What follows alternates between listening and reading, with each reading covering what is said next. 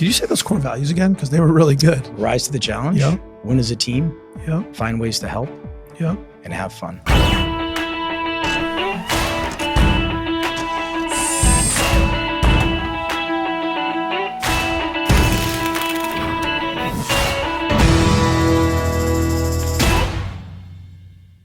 A quick interruption to remind you to like, subscribe, and rate this podcast so we can get your feedback and know how to make it better. Hey, it's Ari Santiago, and welcome to another exciting episode of the Made in America podcast. Today, I'm with Keith Corneau, President and CEO of United Steel, New England's largest erector of structural steel. Keith, thank you so much for coming on today. Thanks for having me. Well, listen, man, it's the Made in America podcast, so we start off with the same two questions. What do you make, and why do you make it? So we are a structural steel fabricator and erector. We also fabricate and erect mist metals, stairs, rails. So the structural steel side is really the skeletal structure of the building. So we basically get raw lengths from the mill, say 60 feet long, cut it up into pieces, weld some plate and angle to it, send it out to the field, and erect it with our own cranes and crews. So that's the gist of what we do. And that becomes the bones of the buildings that we all live and work in, basically? Correct, yep. So, I mean, that's the what you guys do, but why do you do it? What's the why? My father started the business back in 1974, sold his pickup truck, sold his motorcycle, bought a pickup truck and a welder. And really he's been a welder ever since, and he's just developed the business. And I think that passion has grown with me. And frankly, the whole United Steel team in terms of just wanting to grow, wanting to create opportunities for one another. And I think that's really what we're here for. So, I mean, you've been with the business, like 23 years, I think, at this point? That's about right, yeah. 23 years with the business. So, I mean, growing up, were you always like, I'm going to be part of United Steel? Was it something that came to you later in life? I remember I was, probably 12 or 13, probably against labor laws at the time, right? But I remember doing blueprints, and it was an old sepia machine where they had all this ammonia in the room. And I remember that time I said, I will never work for this company, right? And then we moved on from there, and I started to work in the shop a little bit in the field, and it just kind of caught on and got some knowledge from it and some confidence as a result of that knowledge. And it's just something that I guess was in my blood. I don't know. I think you should. I'd love for you to sort of share the journey, right? Because I spent a little time prepping for this interview. It was on your LinkedIn profile, and to see the jobs. You didn't show up, and your dad was like, "Here, Keith, here are the keys. Make it happen." I mean, it looks like you really worked your way up. I mean, you obviously clearly at 13 you were in the blueprint room, so you've really done it all. But maybe just like walk us through your journey from I don't want to be a part of this to president and CEO.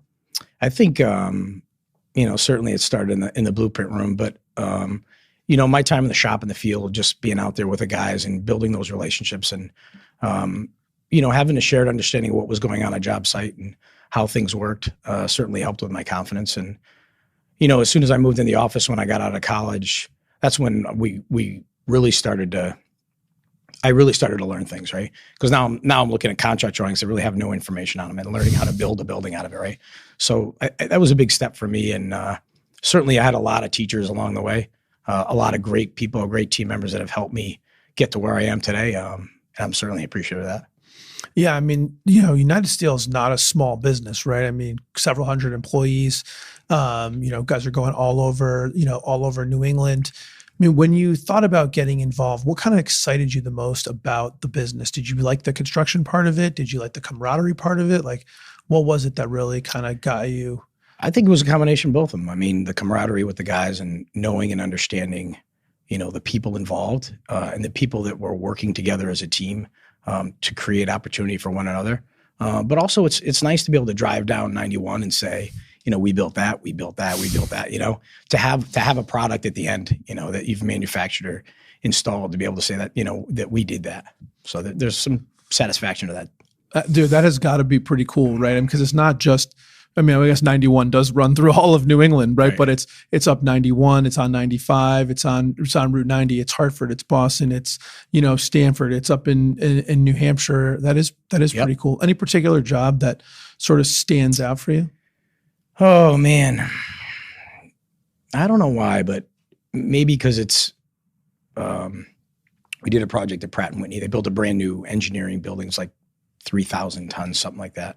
But there's something about that building, maybe because it was for Pratt & Whitney, maybe it's because the history of Pratt & Whitney. maybe because it's 2 miles from our shop and the convenience of that, as opposed to being up in New Hampshire or Maine. But I think that sticks in, the best. And I think we, I don't know, it hit close to home, I guess you could say. So that was one of them. We have a lot of other creative projects that we've done, that won awards and all this stuff, like down at like Brunswick School down in Greenwich. They spent some crazy money on some really nice stuff, and rightfully so. But yeah, I think for some reason it was a nice job because it was a standard building. It was easy, and it was close to home. That's nice to be close to home. Yeah. Can you talk a little bit about the family aspect of the business? Just kind of talk through your experience about kind of getting started. You're just coming out of school, working for your dad. Talk just about that experience. What was it like working for your dad and ultimately transitioning? It's funny. I didn't work for my father. I'll say directly, right, for a long time. And I was just kind of under the wing of other people along the way. And I learned a lot from my father just because, he's president and CEO, and he has a different angle on things than I did at the time because I was in my own little pod, right, of information. And so really it was a lot of other people along the way, where I really learned a lot of the nitty-gritty information about stuff. And I learned a lot about kind of running the business and, the revenue side and profitability side from my father. Whereas you're just kind of in, again, your pod, and you're dealing with the scorecard or measurables related to that pod and how they influence the business, and until you kind of get up to the top, right? So yeah, well, when you're in there, right, and you're just thinking about how do I get this job done? How do I get this estimate accepted? How do I make sure I'm pricing this thing right? Is obviously a completely different perspective when you're looking at all of the jobs and what's happening across the way and all that stuff. So like just kind of talk through that a little bit of, what was the journey? So you're estimating, are you talking to your dad the whole time about that growth path and like setting it out, or was it just something that happened organically? It really happened organically. I remember when I first got out of college, I started in estimating and doing small jobs and things just to get a feel for it. Now I was fortunate enough to be, work in the shop in the field, to have an idea of the concepts of what they did and how they did them, in an effort to understand how the estimate worked and the hours involved in it. But my father was never involved in any of that stuff. Again, I think he has a great trust in his team members, and that's kind of passed on to me, but that they're going to do their job and do it well. And so he kind of just let them do their thing with me, and I guess it turned out all right. I don't know. I guess we'll have to get him on and find out. It certainly seems like it's been working out all right. Was that helpful now that it seems to me, and you kind of give me your perspective on it, but it just seems to me that having been in all these different areas is just the best way to give you that whole perspective for when you're now in the role that you're in. Yeah, I can't imagine any other way. I can't, even just knowing the industry itself and being able to move up, knowing the specifics of that industry. But yeah, I don't know any other way to learn it. I don't know. You kind of got to learn the basics first, and the only way to sell it, right, and understanding, and go to these meetings as a CEO, and maybe you have a customer who's not paying for this or that reason, whatever it may be, right? But to sit in those meetings and talk about the process and how that works, and how we develop an estimate, and how we miss this part of the estimate, and then we have to own up to that and basically pay for it, right? Or maybe they missed it, and all of that process and going through that process has allowed me to, to speak, I don't know, have an educated conversation with someone about how to get to the end, right? Because you've walked a mile in those shoes, right? Sure. You know what it's like to be on both sides of that estimating game. It's just I just think it's such a great perspective. And I think people who are out there who are thinking about having someone in their family come into the business, getting them that opportunity to not just like rush to the top or get into management, but to be in I don't know if the trenches is the right word, but I'll use it, be in the trenches to see it is really the right way to do it, I think. Sure. Yeah. I don't know any other way. You can get to the top, I guess, and learn how to manage revenue, right? Profitability, all that stuff. I get that. But really, when you can sell not just your customers, but the team members in your company about how you should be doing, what you should be doing, you really got to have more specifics about the industry and to be able to justify that decision. So I don't know any other way. You keep talking about the team member. So, it kind of makes me think about what's it like to work at United Steel? Like, how would you describe the culture you have there? So we have 4 core values: rise to the challenge, win as a team, find ways to help, and have fun. So I think it's a fun environment. I like it to be a fun environment. I'm a pretty fun guy. I like to go out and have a few beers. I've been known to do that on occasion. So we should have put beer in these mugs instead of much water. better, Yeah, much better. So I think it's a fun environment, but I think we all know we have to roll up our sleeves and get the job done in order to, as a team benefit, be able to create those opportunities for one another. Could you say those core values again? Because they were really good. Rise to the challenge. Yep. Win as a team. Yep. Find ways to help. Yep. And have fun. Have fun. I mean, how do you bring, those are great. I mean, I can see that you obviously knew them off the top of your head, so they're obviously meaningful to you. How do you make those things come to life, at United Steel? I mean, so if we're hiring anyone or firing anyone, it's based off of those 4 criteria. That's how we deal with our annual reviews. And that process is we go through those 4 things to make sure that they're on track to do those things. And if they're not, why aren't they on track? And what can we do to help them so that they're back on track to be able to do that? But, you talk about right people, right seats, all that type of stuff. It revolves around those 4 things right there. Where did you kind of learn about this concept of, you've been in the business for so long? Did you go to school for business, or you said you were in college? Yep. What did you go to college for? I went to the University of South Carolina for business. So they had a great international business and business school. And I think they still do, hopefully. But yeah, so that's kind of how I got here. Is that what helped you kind of understand how to run the business? Is that something you learned through experience? Is it something you learned through some other way? I think it was really through experience. I mean, being in the trenches, seeing the numbers, dealing with the history of those numbers, and just living through, recessions and all that type of stuff to see the volatility of a business and how it can move up and down, and cash flow and the issues all related to that there's nothing like experience. I mean, it can be painful at times, but there's nothing like experience. Yeah, right. It's like you tell someone something they may not understand, you show it to them, they may not comprehend, but they experience something, man, that sticks with you for a long, long, long time. For sure. So, I know that one of the things we've talked about kind of on other podcasts is YPO. Mm-hmm. I've been a member of the Entrepreneurs Organization, or EO. And I know that you're a member of Vistage, which is why don't you explain to the audience what Vistage is? So Vistage is a group of owners of companies that get together as a peer group to be able to talk to one another about their experiences, what they're doing well, what they're not doing well, to be able to bounce ideas off each other, but also to be trained, right? They're all in my group, my CE group, so Chief Executive Group, it's all CEOs and owners. And we have our own challenges and we need training as well. So we have speakers that come up and, speak for 4 hours about different subjects, whether it's marketing, whether it's personal stuff, whether it's health, it could be anything, that the group wants. So it's been great. It's been beneficial just to be able to bounce ideas off other people and hear those ideas from other people as well. I mean, there's, I think 14 people in our group right now. And, so hearing their problems has taught me a lot in itself, right? And their issues and even their opportunities, frankly, of buyouts and acquisitions. And so that's, it's been a great benefit for me, and it's fun. Frankly, it's fun to just talk about that stuff because it's high level stuff that is just fun to deal with, right? It's a fun game. Yeah, it's fun to play. No doubt about it. How long have you been doing Vistage, or been a part of Vistage? I'd say 6 years. I think 6 years. It's a pretty solid learning experience. Do you feel like that helped you substantially kind of take the mantle of that president and CEO role, and has helped you kind of navigate some choppy waters? Oh, for sure.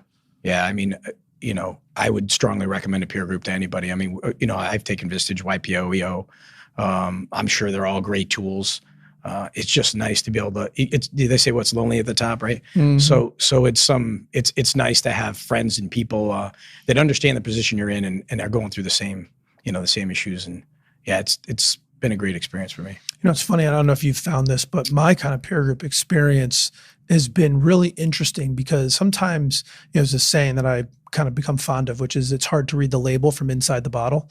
And I think that, being in the peer group, sometimes I'll be listening to somebody else's challenge, right? We'll be talking about, and it will occur to me that I'm facing the exact same challenge, but I've ignored it for some reason, or I've missed over it. And it's just been this really tremendous way to be able to sort of find and address challenges that sometimes I didn't even know that I had, just by hearing someone else go through it. Have you found anything like that? Yeah, absolutely. I mean, when people get into issues and sometimes it takes a little while to get to the root cause of those issues, right? But when you get to those root causes, there's no doubt you learn something in every issue that's processed. And and it's great to be able to help other people and help them with their issues. And at the same time, you're just absorbing that information and, becoming a better leader and a better person.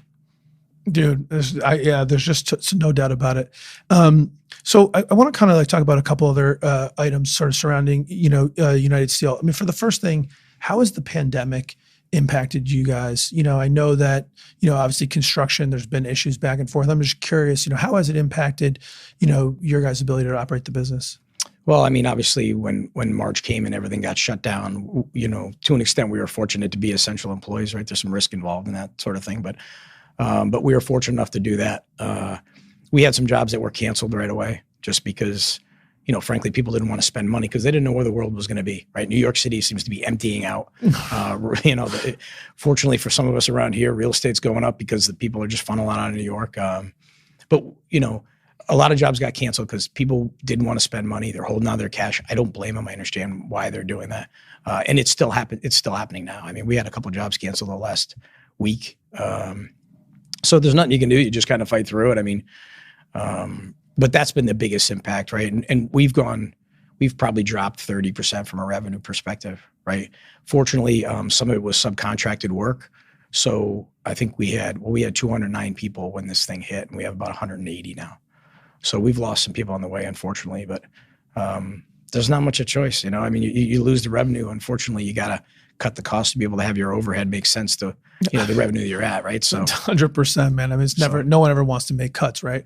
We'd always like to be growing, but you gotta keep the thing going. How does this kind of compare to what you guys saw going through, say, like after 9/11, what you saw in the 2008 financial crisis? Like, how does this sort of compare? Are there parallels to how you're dealing with it? I think there are. They're all different, right? I mean, I feel like they're all different. I remember 9/11, as soon as 9/11 hit, I feel like 3 weeks later, right, the market dropped off the cliff, and the same thing with all the jobs we were bidding. They were going for below cost, and people were taking them for below cost because they needed to, keep the revenue and keep, people going, and they're willing to take a certain amount of loss before they, had to make those layoffs. So a little bit of that happened consistent with, what's happening here. Different presidents, different times kind of caused the variation between that, right? But I think the biggest problem with COVID is there's just been an emotional roller coaster, right? I mean, you're locked out in your house, worried about your lives, right, for the first week because you really don't know what to expect. And then slowly goes on, and people kind of loosen their idea of what it is and the concept of who's really sick and who's not sick. And not that I want to get too far into this discussion, right? But in the end, you have a lot more risk. It's a longer period of time. So we're hoping things will turn around, but there's other variables involved, right? I mean, Biden's coming in office, which is, it is what it is. So I think once he's in office and things stabilize and the vaccine goes out, I think things will kind of turn around a little bit slowly but surely. But So when you guys are looking at what you're doing, right? Because you've got the fabrication side of the business, the erection side of the business, which really kind of go hand in hand. So when you're thinking about kind of getting through this environment, is it kind of hunker down mode and see what goes on? Are there like different ways of diversifying? Like kind of what's the capability there? Yeah, I mean, I would definitely say we're in hunker down mode. Unfortunately, like I said, we had to, make some adjustments, and we lost some good people along the way, and it's unfortunate, but it's something we had to do to save the team as a whole, so to speak, right? Mm-hmm. But we've made some adjustments. We actually do some less work in the structural shop. We're actually doing a little bit more work in the mist shop. We can toggle some guys here to there. It's kind of weird. They're two different animals. Like there's structural guys who just want to work on structural steel, and there's mist guys who just want to do, the mist stuff, which is a little more artsy and stuff like that, right? And they're two different businesses as far as that's concerned. But once in a while, you can get some welders to go in each direction and stuff like that. But yeah, we've tried to reach out to other people, and right now we're a fabricator and erector, so we erect our own steel. And now we've gone out and we've erected a couple other smaller jobs for some other people just to keep ourselves busy, and we've fabricated other jobs for other people just to keep busy, to keep that revenue up. So yeah, I think we've made some good friends along the way. So I think the industry is a small place, and so we're trying to get along with everybody in the sandbox, right? So that's best way to do it, man. Best way to do it. So, I mean, clearly maybe this wasn't the best year to think about kind of innovation and investment of the business. It's been a bit of an odd year, but I think it is always interesting to talk about how business leaders think about innovation and investing in the business. I mean, you got to make choices all the time, right? Sometimes they're tough choices. Maybe they're always tough choices, right? You can't do everything all the time. So when you think about, Keith, investing in the business or making changes in the business, like how do you think about what to invest in or how to make those decisions? I mean, I'd say we're one of the most high-tech shops around, in terms of technology. And I think we'll continue to use that based on, just the aging of equipment and we'll, not just refurbish, but replenish or exchange that equipment over time. But it's really about the people, right? The hardest thing right now for us to find is really good people, right? Most importantly, people that fit those core values, right? So that they fit in and, it works from a chemistry perspective, right? But also the people that have that knowledge and experience to be able to, take our company to the next level. So I think that's really our focus right now is finding the right people, making sure they're in the right seats, because it doesn't benefit anyone if they don't like what they're doing, certainly, right? It doesn't benefit the company, it doesn't benefit them. So we're just trying to make sure we got all the right people in the right seats so that we can inevitably have fun, right? Yeah, core value, right? No doubt about that. So let's talk about that. I mean, how do you think about recruiting? I completely agree with you that all the technology, all the tools, all the everything, all comes down to the operator. Yep. Right. I mean, the greatest tool in the hand of someone that doesn't know what they're doing is useless. Right. And a tool that's not that great in the hand of an artist can really do some amazing things. So clearly the people matter. How do you think about recruiting? How do you execute that effort to find great people? It's not easy. We've tried every different way, I think, from headhunters and all that. And that's just, I feel like that hasn't worked out well. Right. I mean, no offense to the headhunters out there. Right. But it's just, look, there's money involved. Especially when you're getting people from around the country and having them move in, even if they fit the core values, they may not like the core values of the state of Connecticut or the region or whatever, and they may find themselves moving on. So that's difficult because I feel like there's a high turnover when you have a recruiter involved, right? It's more about, and I think we're trying to do more is just internal training and trying to work people up step to step and trying to outline how that works and how you can get from step to step, so that they understand and have a path, to continue to move up and to, continue to grow. So, and I think that's the most effective way to do it. Has that been really helpful? I mean, so when you think about giving people that career growth path, what does that give them? Certainty? Shows them the future? Like, what is it about that you think drives value? I think it's the opportunity. I think everybody wants to grow as a person. So just the idea that they have the ability to do that can go a long way, And there's some people that get to a certain level and just say, I'm good. I don't want to go any further. I like to be locked in my office and just do an estimate and be left alone. And that's great. I mean, it's great. Whatever floats your boat. Whatever floats your boat. So, I mean, but to be able to have the ability to move up and we've recruited people certainly that can see the value of being here, understanding that we're growing and that those opportunities are going to come with the growth. So. Do you guys think about how to create those growth paths? Because it's something that I think about all the time, like kind of at our business at IT Direct, because I agree with you 100%. It's hard. I sort of alluded to it a little bit earlier. It's hard to hire a CEO, right? Like having someone who grew through the business. Number one, you have relationships with people. That's really helpful. You've seen how the business really works. And I think you did a great job talking about all the different points where as a CEO or the president or really anywhere in the business, understanding how other parts of the business work is so important. So finding people and growing them is so awesome and powerful. Like, how do you guys activate that? How do you think about making that work? I think part of it comes down to having the right person that has the right characteristics for a specific job. We use Cultural Index. I don't know if you guys are familiar with Cultural Index. Basically, it's a personality test where I've certainly taken it, and everyone really in the company has kind of taken it some way, shape, or form. But it tells you what type of person you are, whether you like to make decisions, don't like making decisions, whether you're patient, whether you're not, whether you're, detailed or not detailed. And for the most part, if we can do internal hires, right, or promotions, we like to do that, but again, you got to have the right person in the right seat. So the Cultural Index kind of leads us to, hey, who are those people that we can grab from, whether it's a shop person or a field person that maybe we can bring into the office to be an estimator because, hey, look, they're pretty organized, good estimator. They're pretty detailed, good estimator, right? And they are in our business and understand our business well enough to know what they're looking at so that the transition and training is that much easier.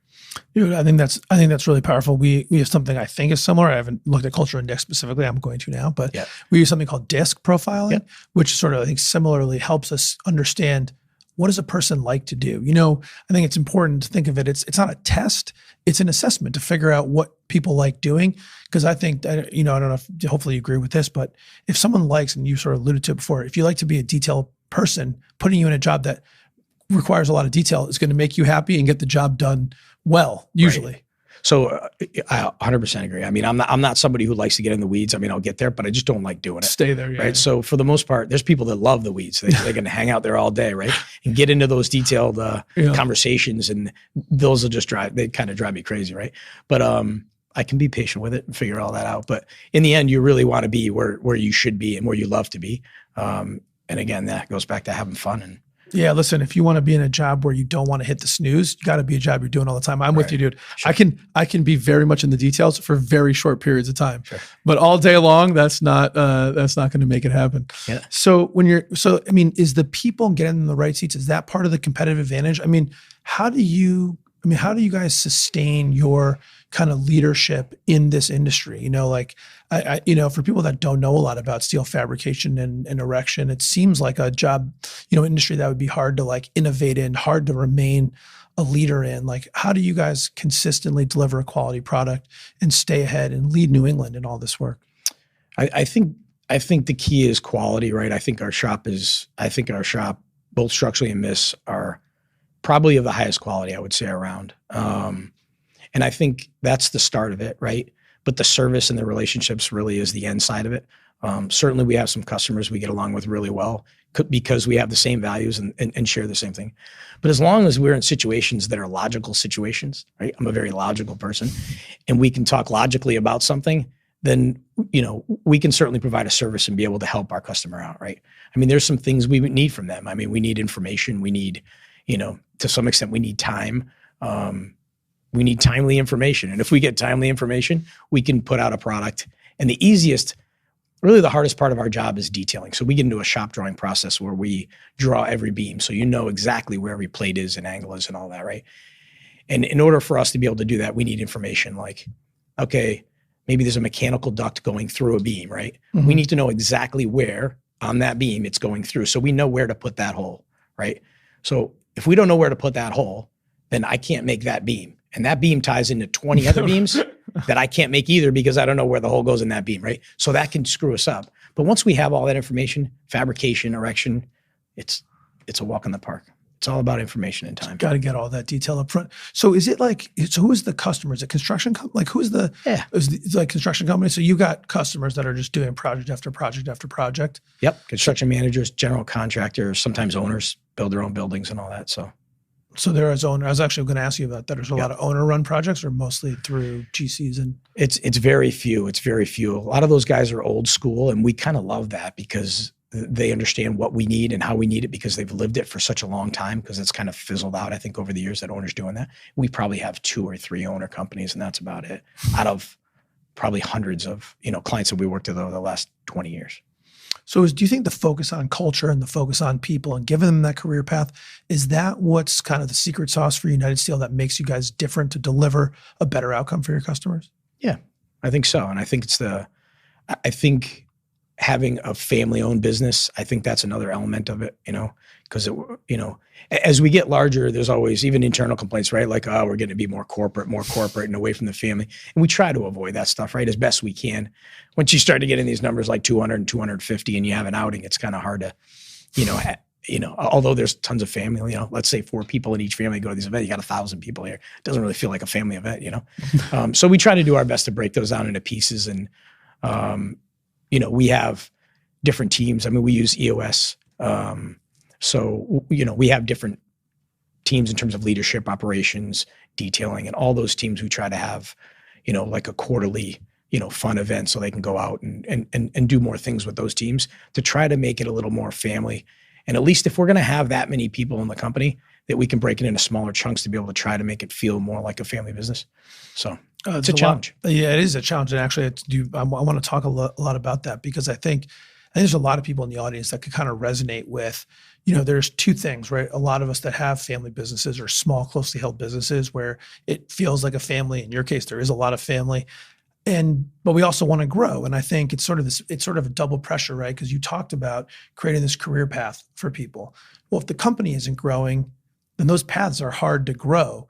But if the company does grow, there's pressure, because to your point, if you have 250 people, even if you do a lot of the same events you did when you were 50 people, then there's a lot more people there. It feels bigger. Do you think about that? Do you talk about that internally with your leadership team about how to sort of make that make a big company feel smaller?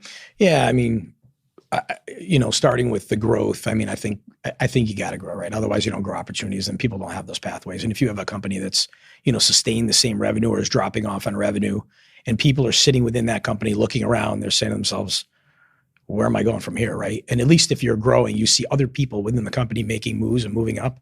Then there's, I don't know, for lack of better words, it's just a positive atmosphere, right?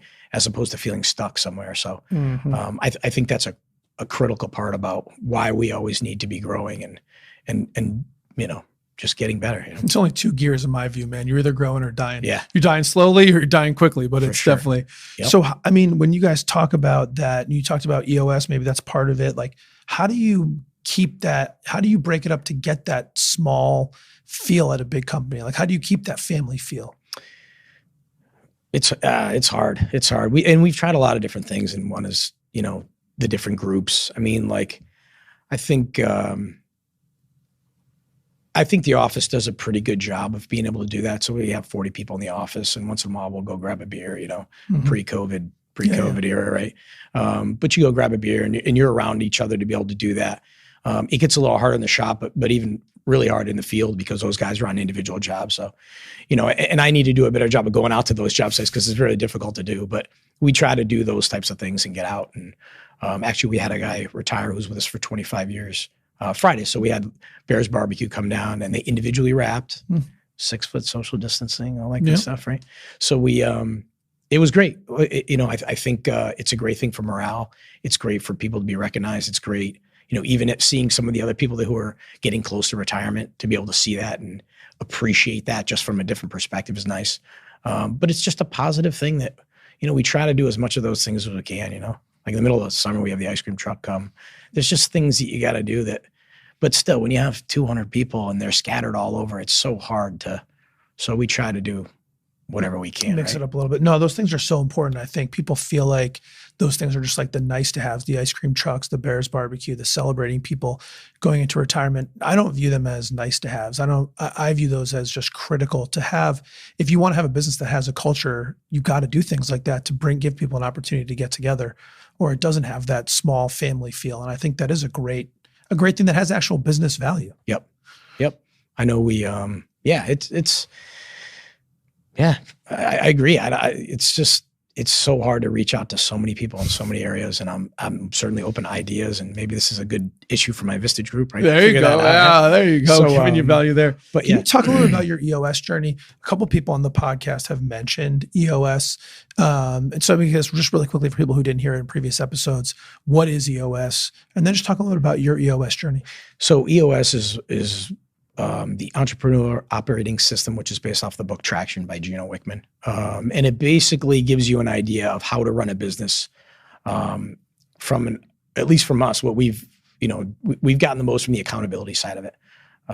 We have structured meetings where, look, in the past we've had meetings and we sit down as a leadership team, and this is probably, I don't know, we'll say we've been with EOS for probably 5 years. I think it's our 5th year. So we'll sit in meetings and the meeting will start and we'll be like, all right, we're going to talk about, and we got to talk about toilet paper. Wait a minute. What are we talking about toilet paper for in the leadership team meeting? Right. And why is this the first thing that we're talking about? So this allowed us some structure in terms of our meetings and being able to say, all right, we basically get all the issues out, and say we have 20 issues, then we decide which are the most important issues. And then we hammer those issues out so that we're not talking about things like toilet paper unless we have absolutely nothing else to talk about, right? And if we ever talk about toilet paper in a leadership team, we got a bigger problem. But the point is, in the past, the structure has been different. The prioritizing has been different. We leave with to-dos. We leave with actions. We follow up the next week, and we say, all right, we had all these to-dos. All right, did you do your to-do? We go through them, and everyone says they did them or didn't do them. And then we, whether we want to talk about them is just something that we make note of and put it in the issues. So we go through a lot of information, scorecard information, measurables on tracking on where we are.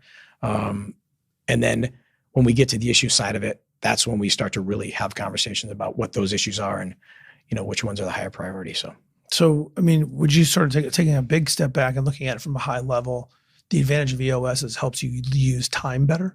Oh, for sure. Yeah. I mean, yeah. In prioritizing issues, then that saved us time. But also you kind of, if you start a meeting and you get into detail about something without understanding the full scope of all the issues that you have before you get into those issues, then you get caught going down a road you don't want to go down. And before you know it, time's up and the meeting's over and everyone's looking around going, why do we talk about these 3 things when we have 5 other things that were way more critical than those things? Yes. So we're talking about the right things. Yeah, so it's not even just about using less time or more time. It's about using the time we have more effectively. Right? Yes. If we're sitting down to talk about an issues, 10 items issues list, let's make sure we talk about the most important item first and the least important item last. So I think to your point, we don't end up talking about the least important thing that probably we shouldn't have even talked about that used up our entire hour. And now we've got an hour of our top people spent talking about toilet paper. Exactly. Yep. Yeah, that's fantastic. Exactly. And so you've been with it for 5 years. You guys going to keep going with that? Yeah. Yeah. I can't imagine. It's unorganized without it. So our business has evolved from my father starting and doing it. And it was kind of the hub and spoke model, right? You have him in the hub and everybody's kind of asking him questions and information, right? And now it's changed to more of an org chart, which is a tough structure and change to go through. Our company had a real struggle with it because they're so used to going to the owner, right? They're so used to going to my father and saying, hey, I got a question. I need an answer to this. And they enjoyed it because they're talking to the top guy, right? And maybe that's about toilet paper, but that's not a decision he should be making. It's not cost effective for him to be making that decision, right? So now we've kind of gotten into a big, into more of a structure, and it's still difficult because people want to go above their bosses and above that structure, and that creates some turmoil, right? But we all have to know that we have to trust that, the leaders and the managers within their divisions and be able to let them make decisions and do things. They're going to screw some things up. It happens, right? But they'll learn from it. More importantly, they'll still understand the process and that, it's okay to make mistakes and move forward. So that's really, I think that's a really powerful lesson, right? As you get bigger, you can't just have everything go into one person or a couple people. We got to empower people to make decisions, and that's going to lead them to making mistakes. So what does the business look like from the leadership standpoint, other people in the family, in the business, and how does that work? Let's see. My uncle, Glenn, is our VP of operations. So he runs the shop in the field. So he was employee number 3, right? So you have my father, a great guy named Dan Wetmore, who used to run our Miss Metals field operations. Now he goes out and kind of field measures and troubleshoots things out in the job. And then Glenn was number 3. So he had worked out in the field, was a foreman 40 years ago, and now he's, runs all the operations. But yeah, he's one family member. My brother's a project manager, and my other brother is in the shop. He had a brain injury back in '99, so we have a huge commitment to the Brain Injury Association of Connecticut, Alliance of Connecticut now. Mm-hmm. So we do Walk for Thought. We do a golf tournament for every year, and so that's been great. Actually, I think our donation will be over $1 million to the Brain Injury Alliance of Connecticut. No kidding. As of May for our annual golf tournament. So your brother had a TBI? Yeah. Yep. From like a car accident, or? Yeah, he was in college. It was back in '99. He went to the University of Rhode Island. He kind of did what college kids do and had an accident. And unfortunately, he was in a coma for a while. And so he's in the shop bending plate and shearing plate and doing that stuff. So, he's doing well. He's doing well. I mean, for what he went through and where we thought he would be, he's doing great. So that's fantastic. What's it like having your uncle work for you? It's great. He's a great guy. Is he? Yeah, you got to meet this guy. He's a gem. So he's great. We get along really well. He's a pretty laid back guy, pretty logical guy. And at the same time, no nonsense, right? If somebody's trying to bullshit him, he's a bullshitter, frankly. Yeah. So if someo's trying to bullshit him, he can't bullshit him. Yeah, absolutely. So but he's been great. And, he's How do you He's guys been kind of around 10 manage? I'm always interested to hear this, and I think it's helpful for people to listen. I know we're almost running out of time, but how do you guys deal with the sort of what I always call like the separation of church and state? You've got stuff that goes on at United Steel. You got to do this. You got to make decisions. I'm sure people don't always agree with all the decisions, whatever, but then you got to go to Thanksgiving. Well, maybe not this year, but most years, Sure. Thanksgiving and Christmas or whatever. How do you guys kind of handle that separation? I think we've all always felt like, you got to be, Bob Smith, right? You got to be normal Joe. Make sure you're doing what you need to do in that position. Make sure you're kind of following the chain of command, for lack of better words, right? Because that can cause some issues too. And the same as the hub and spoke model, going above and beyond, especially as someone with the same last name, right? That becomes an issue. But I think we all have expectations that, we're there to do a job. And not only should we do that job, but as far as I'm concerned, we just do that job better, right? But yeah, I think it's all about expectations and making sure we're doing the right things. And have you guys used any, like when you did your transition, or when you guys do, like, I know there's like a family business institute down in like University of New Haven. Some people have like talked about in the podcast. Have you used any like external consultants or stuff like that to deal with it, or you guys managed it? Yeah. Our Vistage group has, I think, 50% of the members. There's probably 6 or 7 family-owned businesses that are within that. So we've always used that. There has been some other family business options. We haven't really pursued them that much because I don't think, we've been fortunate. We haven't had any crazy issues, right? So we've been fortunate enough to be able to use Vistage as that, that knockoff. That's a little knockoff, dude. That's really terrific. And I guess when you think about kind of the future and where the business is going, like, I don't know, what's your kind of long-term view on what you'd like to accomplish with United Steel? Like what drives you to succeed and what you see, listen, this thing's going to be over, right? We're going to live in buildings again. We're going to build again. What does United Steel look like 5 years from now, 10 years from now? Sure. It's a good question.